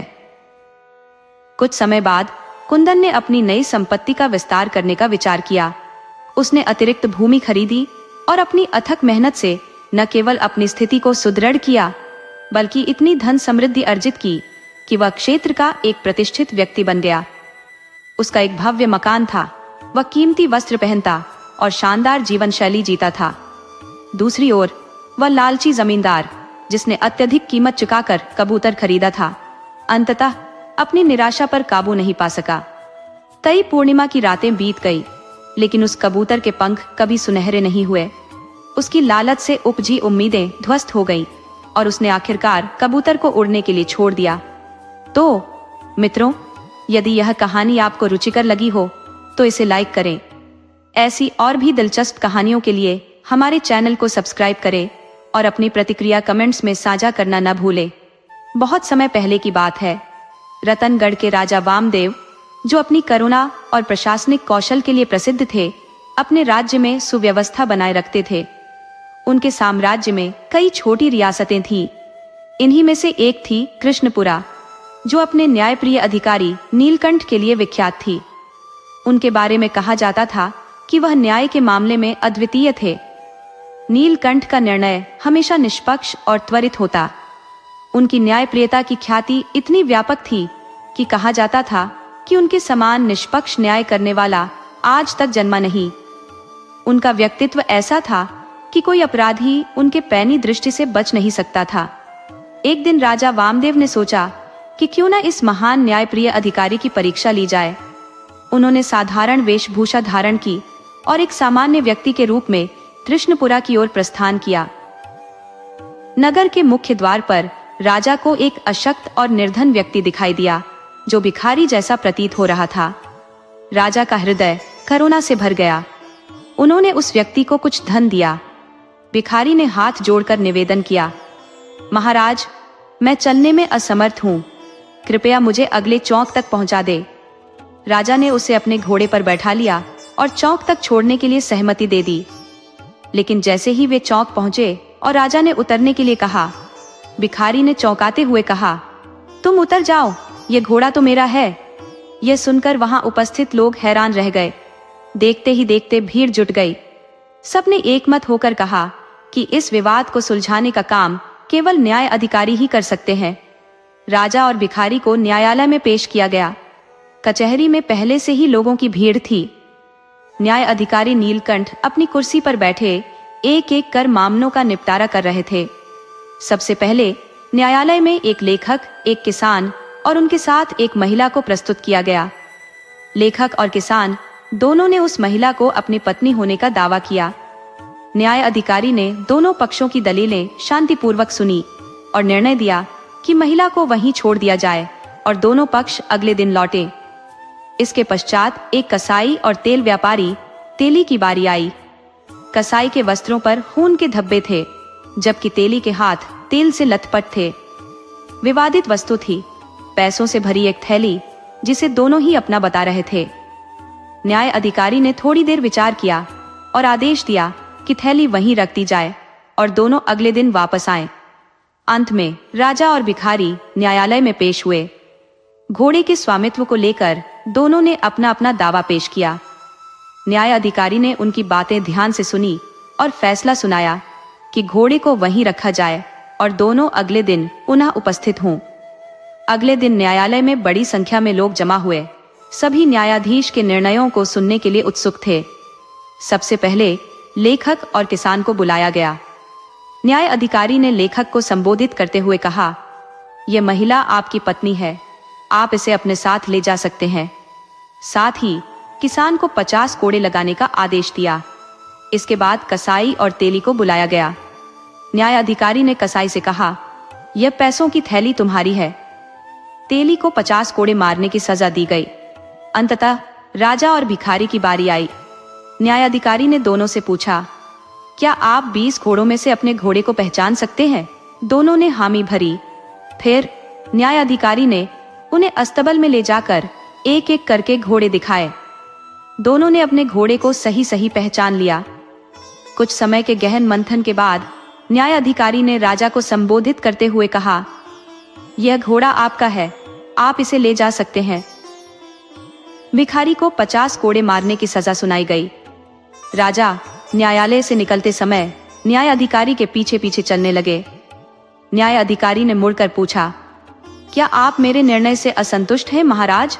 राजा ने उत्तर दिया, मैं आपके फैसलों से पूर्णतः संतुष्ट हूँ, लेकिन यह जानने की इच्छा है कि आपने इन निष्कर्षों तक कैसे पहुंचा। न्याय अधिकारी मुस्कुराते हुए बोले, यह सरल था। सुबह मैंने उस महिला से दवात में स्याही भरने को कहा। उसने यह कार्य बड़ी कुशलता से किया, जिससे मुझे विश्वास हुआ कि वह लेखक की पत्नी है। जहां तक पैसों की थैली का सवाल है, मैंने रात के समय सिक्कों को एक जल से भरे पात्र में डाल दिया था। प्रातः काल जब दृष्टि डाली तो जल की सतह पर कोई भी तैलीय परत दृष्टिगोचर नहीं हुई। यदि वे सिक्के तेली के होते तो निस्संदेह जल पर तेल का हल्का स्तर तैरता हुआ दिखता। इससे मुझे यह भलीभांति आभास हो गया कि वे सिक्के तेली के न होकर कसाई के थे। न्यायाधीश ने आगे कहा, घोड़े का प्रकरण अवश्य ही जटिल था। मैं आप दोनों को अस्तबल में घोड़े की पहचान कराने के लिए इसलिए नहीं ले गया था कि आप उसे पहचाने। मेरी वास्तविक इच्छा यह जानने की थी कि घोड़ा आपको पहचानता है या नहीं। जब आप घोड़े के निकट गए तो उसने अपना मस्तक हिलाया और गर्दन आपकी ओर घुमाई, किंतु जब भिखारी उसके पास पहुंचा तो घोड़े ने अपनी एक टांग ऊपर उठा ली। इससे यह स्पष्ट हो गया कि घोड़े का असली स्वामी आप ही हैं। तदुपरांत राजा ने न्यायाधीश की ओर देखते हुए कहा, मैं इस राज्य का अधिपति हूँ। मैंने आपके न्याय और विवेकशीलता की अपार प्रशंसा सुनी थी। उसी प्रशंसा की सत्यता की पुष्टि करने हेतु मैं स्वयं यहाँ आया हूँ। आप वास्तव में एक अद्वितीय न्यायाधीश हैं। जो भी पुरस्कार आप चाहेंगे वह मैं आपको प्रदान करूंगा। न्यायाधीश ने अत्यंत विनम्रता से उत्तर दिया, महाराज, मुझे किसी पुरस्कार की आवश्यकता नहीं है। आपके मुख से मिली प्रशंसा ही मेरे लिए सर्वोत्तम उपहार है। दोस्तों, आपको कहानी कैसी लगी अपने सुझाव कमेंट करना न भूले। तो चलिए आज की अगली कहानी शुरू करते हैं।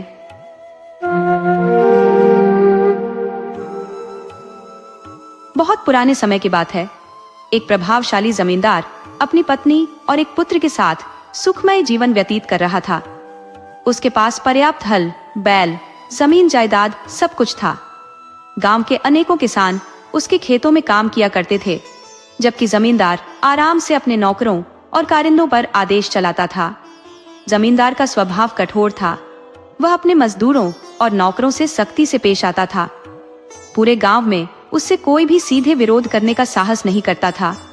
हालांकि उसकी पत्नी एक दयालु और सहृदय महिला थी, जो खेतों में श्रम करने वाले गरीब मजदूरों और किसानों की दुर्दशा देखकर व्यथित हो जाती थी। वह जमींदार को समझाने का प्रयास करती कि कठोरता और अन्याय से किसी का भला नहीं होता, लेकिन जमींदार अपने स्वभाव में अडिग था। उसका मानना था कि मजदूर और किसान केवल कठोरता से काम करने के लिए प्रेरित हो सकते हैं। अगर इनके साथ जरा भी नरमी बरती गई, वह कहता, तो ये सिर चढ़ जाएंगे और काम चोरी करेंगे। जमींदार के इस रवैये से मजदूर परेशान थे, जबकि उसकी पत्नी का सभी सम्मान करते थे। जमींदार का एक नन्हा बेटा भी था, जो अभी बहुत छोटा था। एक बार की बात है, बारिश के मौसम में वर्षा बेहद कम हुई। खेतों को सिंचाई के लिए पर्याप्त पानी नहीं मिल पा रहा था। नहर काफी दूर थी और कुएं से जो पानी लाया जाता वह भी पर्याप्त नहीं था। इससे खेत सूखने लगे। जमींदार ने यह देख क्रोधित होकर अपने मजदूरों को फटकारा, तुम सब निकम्मे हो, खेतों को ठीक से पानी नहीं देते, सारे खेत सूख रहे हैं। अगर इस बार फसल खराब हुई तो तुम सबको इसका परिणाम भुगतना पड़ेगा। उसने हुक्म दिया कि चाहे जितनी मेहनत करनी पड़े, नहर से पानी लाकर खेतों को सींचो। मजदूरों ने सिर पर पानी ढोकर लाने की कठिन मेहनत की, पर फिर भी खेतों की आवश्यकता पूरी न हो सकी। गुस्से में जमींदार ने मजदूरों से दिन रात काम करवाना शुरू कर दिया। बेचारे मजदूरों को न आराम मिलता, न पर्याप्त भोजन। कहते हैं, ईश्वर अन्याय सहन नहीं करता। तमाम मेहनत और अत्याचार के बावजूद जमींदार के खेत हरे भरे नहीं हो सके।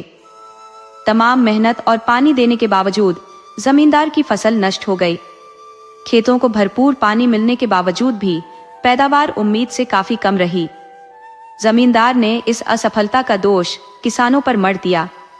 उसने जो भी थोड़ा बहुत अनाज खेतों में पैदा हुआ था, वह सारा अपने गोदाम में जमा कर लिया। मेहनतकश किसानों को न तो मजदूरी दी गई और न ही उनके परिवार की भूख मिटाने के लिए एक दाना अनाज।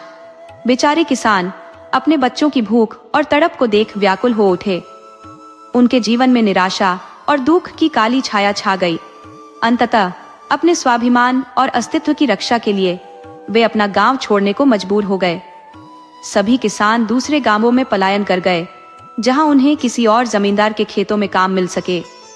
इस घटना के बाद जमींदार की पत्नी ने उसे समझाने का प्रयास किया, किसानों के साथ तुम्हारे क्रूर बर्ताव की वजह से हमारे खेतों में यह आपदा आई है।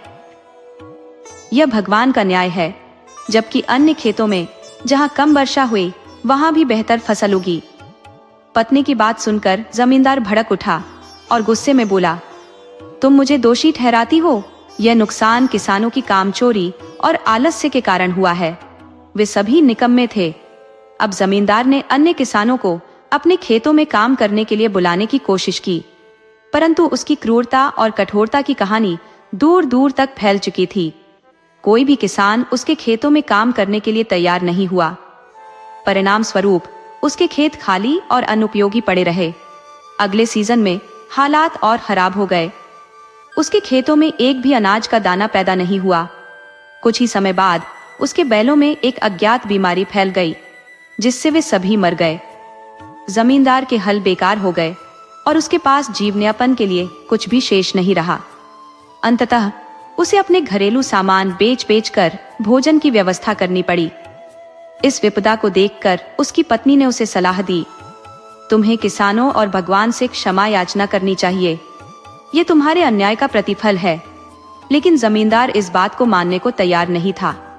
वह अपने अहंकार में डूबा हुआ था और खुद मेहनत करने का आदी नहीं था।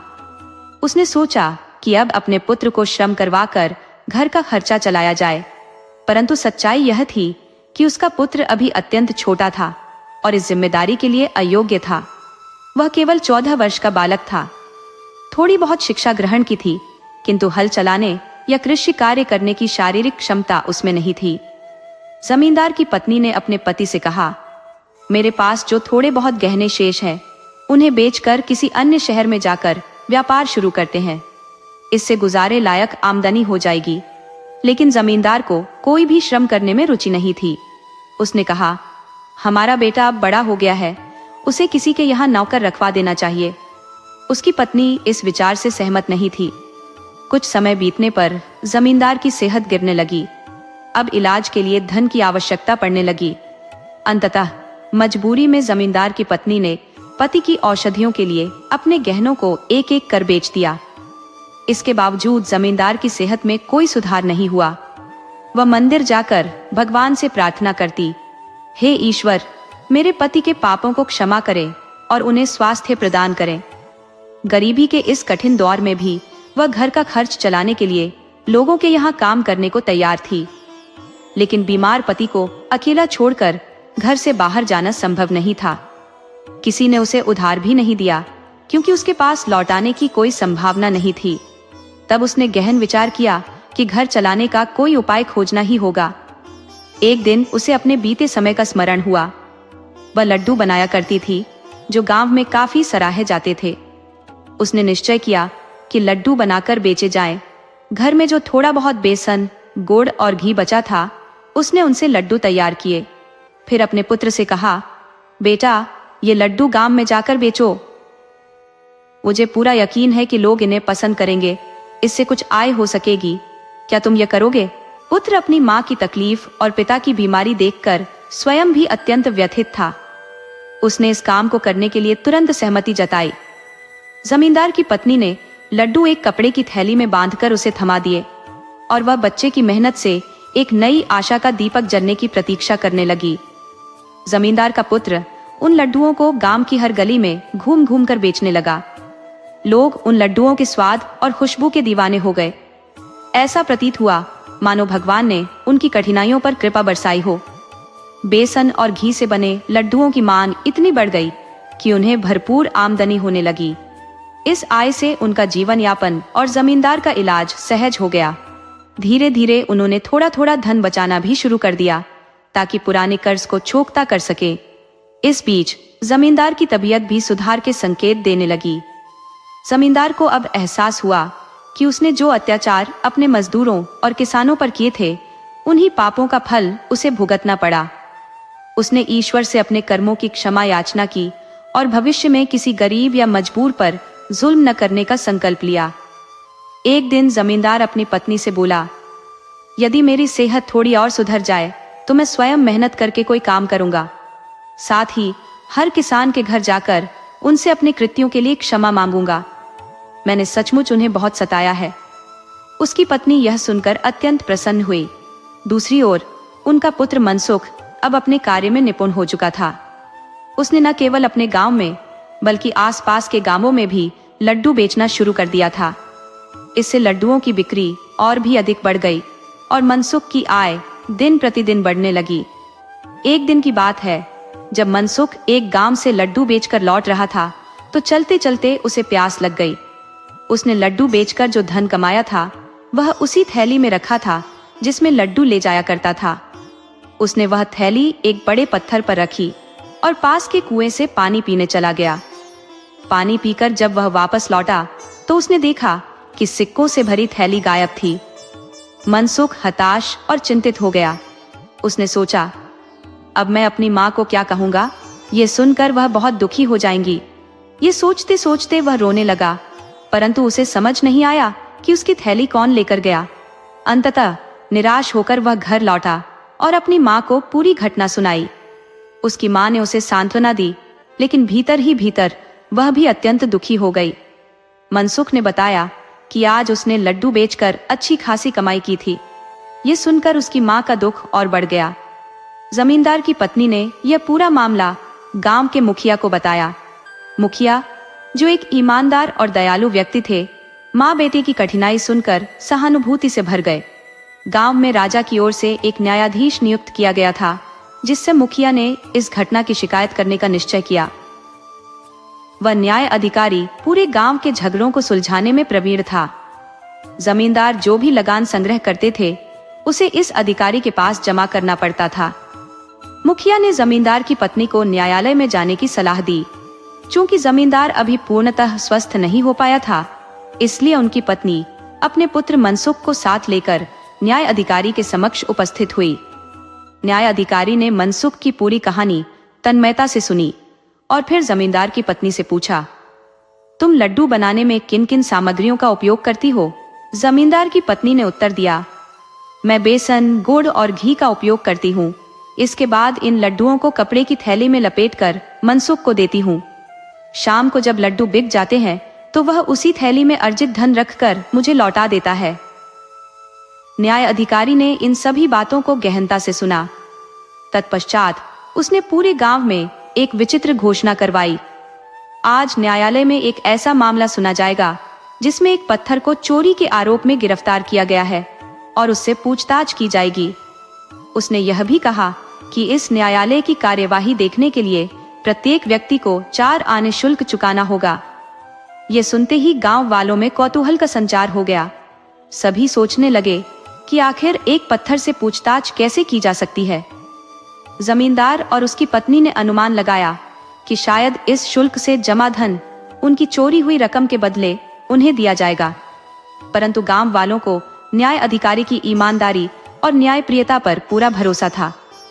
घोषणा के बाद न्याय अधिकारी ने मनसुख और एक सिपाही को उस स्थान पर भेजा जहां थैली रखी गई थी और पत्थर को न्यायालय में पेश करने का आदेश दिया।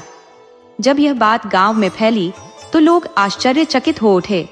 वे सोचने लगे, क्या सचमुच पत्थर से पूछताछ होगी? समयानुसार सभी गांव वाले कचहरी के बाहर जमा हो गए। कुछ देर बाद न्याय अधिकारी बाहर आया और एकत्रित भीड़ को संबोधित करते हुए बोला, हमने पत्थर से पूछताछ कर ली है और उसने अपनी निर्दोषता का प्रमाण प्रस्तुत कर दिया है। न्याय अधिकारी ने सभा में घोषणा की, मैं उस व्यक्ति को पहचानता हूँ जिसने यह धनराशि चुराई है। इसीलिए आप सभी एक एक करके भीतर आएंगे। यहाँ एक पानी से भरा बर्तन रखा गया है जिसमें हर व्यक्ति अपने 4 आने डालकर यह कहेगा कि उसने चोरी नहीं की। यदि पत्थर ने किसी के खिलाफ गवाही नहीं दी तो इस पत्थर को कठोर सजा दी जाएगी। इस विचित्र आदेश को सुनकर लोगों के मन में कौतूहल जागा। सभी सोचने लगे, भला पत्थर कैसे बोल सकता है?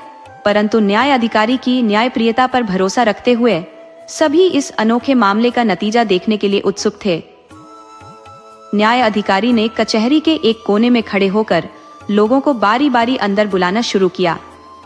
हर व्यक्ति अपने 4 आने उस बर्तन में डालता और अपने निर्दोष होने का दावा करता। न्याय अधिकारी हर बार पत्थर की ओर देखकर पूछता, क्या यह व्यक्ति सत्य कहता है? पत्थर मौन रहता और अधिकारी उस व्यक्ति को निर्दोष घोषित कर अलग खड़ा कर देता। पत्थर केवल तब बोलेगा जब असली चोर सामने आएगा, अधिकारी बार बार कहता। ये सुनते ही लोगों में बेचैनी और बढ़ जाती। सभी सोच रहे थे कि आखिर कब पत्थर अपनी गवाही देगा। अंततः एक व्यक्ति ने जैसे ही अपने 4 आने बर्तन में डाले, न्याय अधिकारी ने उसे गंभीरता से देखा और प्रश्न किया, क्या तुमने इस लड़के की धनराशि चुराई? उस व्यक्ति ने तुरंत इनकार किया। इसके बाद अधिकारी ने बर्तन में झांका और सिपाही को आदेश दिया, इसे गिरफ्तार करो, पत्थर ने इसकी गवाही दी है। यह सुनकर भीड़ में खलबली मच गई। अधिकारी ने उस व्यक्ति को सभी के सामने लाकर कहा, पत्थर ने इसे चोर ठहराया है, इसीलिए इसे मनसुख के सभी पैसे लौटाने का आदेश दिया जाता है। यदि ऐसा नहीं हुआ तो इसे कारागार में डाला जाएगा और इसकी संपत्ति नीलाम कर रकम वसूल की जाएगी। ये सुनकर हर कोई स्तब्ध रह गया। वह व्यक्ति कभी न्याय अधिकारी को घूरता, कभी अपराधी को और कभी उस निर्जीव पत्थर को। अपने बचाव में बार बार चिल्लाते हुए वह अपनी बेगुनाही का दावा करता रहा। इस पर न्याय अधिकारी ने गंभीरता से कहा, तुम अपने अपराध को इतनी आसानी से नहीं स्वीकारोगे। अब हम पत्थर के द्वारा प्रस्तुत सबूत सभी के समक्ष रखेंगे ताकि यह सिद्ध हो सके कि तुम ही असली दोषी हो, लेकिन तब तुम्हें वही दंड भुगतना होगा जो पहले बताया गया है। इसलिए बेहतर यही होगा कि तुम अपना अपराध अभी स्वीकार कर लो, अन्यथा जेल की सलाखों के पीछे भेज दिए जाओगे और अपने हल बैल से भी वंचित हो जाओगे। यह सुनकर अंततः उस व्यक्ति ने स्वीकार किया कि उसने ही मनसुख की रुपयों वाली थैली चुराई थी।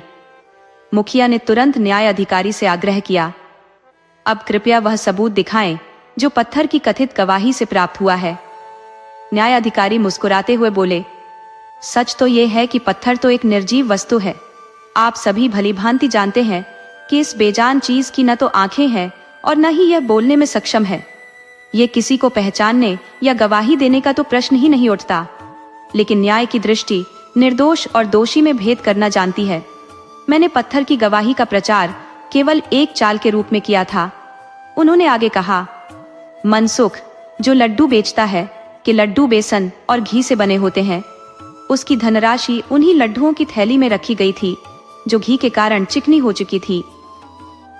मैंने सोचा था कि जिसने भी वह धन चुराया होगा वह इस बात को लेकर निश्चिंत होगा कि पत्थर न तो उसे पहचान सकता है और न ही उसके विरुद्ध गवाही दे सकता है, लेकिन मुझे भरोसा था कि जब वह चुराए गए सिक्के इस बर्तन में डालेगा तो उनकी चिकनाई गर्म पानी की सतह पर तैरने लगेगी।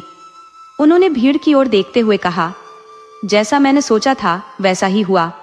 इस व्यक्ति द्वारा डाले गए सिक्कों की चिकनाई पानी की सतह पर स्पष्ट रूप से दिखने लगी। किसी अन्य के सिक्कों ने ऐसा नहीं किया। इससे यह प्रमाणित हो गया कि यही व्यक्ति असली चोर है। मुखिया और शेष लोग न्याय अधिकारी की तीक्ष्ण बुद्धिमत्ता और सूझबूझ को देखकर स्तब्ध रह गए। हर व्यक्ति ने उनकी न्यायप्रियता की प्रशंसा की। इसके पश्चात न्याय अधिकारी ने अपने सैनिकों को उस अपराधी के घर भेजा जहां से मनसुख की धनराशि वाली थैली बरामद करवाई गई। वह थैली मनसुख को लौटा दी गई, जबकि गांव वासियों से एकत्रित किए गए 4 आने उन्हें वापस कर दिए गए। मनसुख की प्रसन्नता अब उसके चेहरे पर स्पष्ट झलक रही थी। न्याय के इस अनूठे निर्णय के बाद सभी लोग अपने अपने घर लौट गए। न्याय अधिकारी ने तब जमींदार की पत्नी से प्रश्न किया, तुम यह लड्डू स्वयं बनाकर इस बालक के माध्यम से क्यों बेचती हो? तुम्हारा पति कहाँ है और वह क्या करता है? जमींदार की पत्नी पहले तो मौन रही, लेकिन फिर उसकी आंखों से अश्रुधार बहने लगी। उसने अपनी दारुण कथा न्याय अधिकारी को विस्तार पूर्वक सुनाई। न्याय अधिकारी ने उसकी धैर्य और मनसुख की परिश्रमशीलता की सराहना की। उन्होंने दोनों की सहायता का निश्चय किया और जमींदार की पत्नी को सरकारी खजाने से 100 अशर्फियां प्रदान की ताकि वह अपने पति का उपचार करवा सके। साथ ही उन्होंने कहा, जब तुम्हारा पति पूर्णतः स्वस्थ हो जाए तो उसे हमारे पास भेजना। हम उसे ऋण दिलवाकर हल, बैल और खेती का आवश्यक सामान उपलब्ध करवाएंगे। न्याय अधिकारी ने मनसुख से कहा, अब तुम्हें लड्डू बेचने की आवश्यकता नहीं है। तुम्हारा स्थान पाठशाला में है। अब तुम्हें पढ़ाई पर ध्यान केंद्रित करना होगा। इस प्रकार जमींदार की पत्नी और उसका परिवार एक नए जीवन की ओर अग्रसर हुआ। मनसुख अब नियमित रूप से पाठशाला जाने लगा। सरकारी खजाने से प्राप्त धन से जमींदार की पत्नी ने अपने पति का समुचित इलाज करवाया। कुछ ही समय में वह पूरी तरह से स्वस्थ हो गया।